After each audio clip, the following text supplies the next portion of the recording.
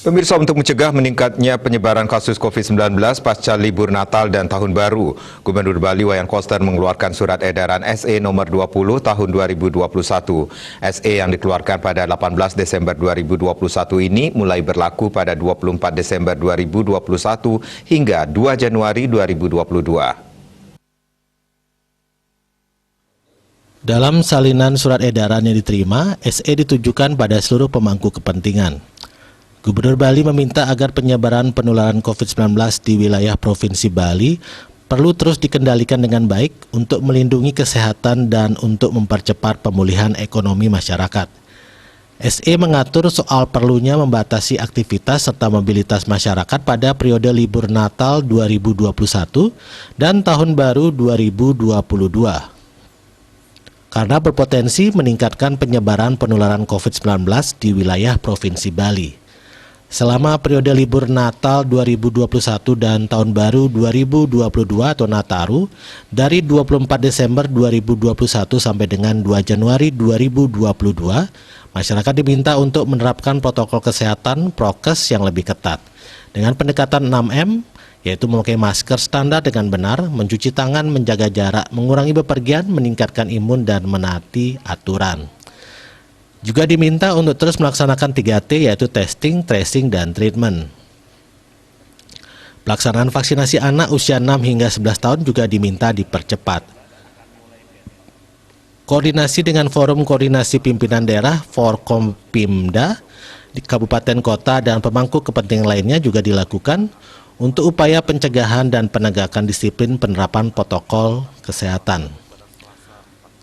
Koordinasi dengan Forum Koordinasi Pimpinan Daerah Forkopimda, Kabupaten Kota, dan pemangku kepentingan lainnya juga dilakukan untuk upaya pencegahan dan penegakan disiplin penerapan protokol kesehatan. Melaksanakan pengetatan pengawasan protokol kesehatan dan memperbanyak penggunaan aplikasi Peduli Lindungi pada tempat kegiatan publik seperti fasilitas umum, fasilitas hiburan, mal, pusat perbelanjaan, restoran, rumah makan, tempat wisata, tempat ibadah, dan fasilitas publik lainnya. Selain itu, para pemangku kepentingan di pintu masuk Bali dan terminal tipe A agar melaksanakan ketentuan dan persyaratan pelaku perjalanan periode Nataru yang diatur dalam Imendagri nomor 66 tahun 2021 dan Surat Ketua Satgas Penanganan COVID-19 nomor 24 tahun 2021 beserta adendumnya dengan mengaktifkan posko terpadu. Perayaan Tahun Baru 2022 sedapat mungkin dilakukan bersama keluarga di tempat masing-masing untuk mencegah kerumunan dan menghindari perjalanan jarak jauh. Selain itu, pemerintah juga melarang kegiatan pawai, karnaval, arak-arakan, pesta perayaan, dan kegiatan perayaan Tahun Baru lainnya yang berpotensi menimbulkan kerumunan. Jam operasional mal atau pusat perbelanjaan dan rumah makan dimulai pukul 9.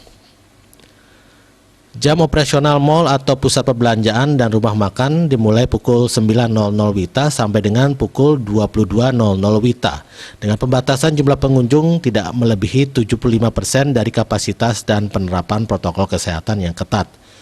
Untuk kegiatan di luar perayaan Nataru berupa acara olahraga dan kebudayaan dapat dilaksanakan tanpa penonton. Sedangkan kegiatan lainnya dapat dilakukan dengan prokes ketat tapi dihadiri tidak lebih dari 50 orang. Aparat penegak hukum yakni Polri, TNI, Satpol PP, dan Pecalang diminta melakukan operasi penegakan disiplin yang lebih intensif, masif, dan tegas guna memastikan SE ini berjalan dengan efektif.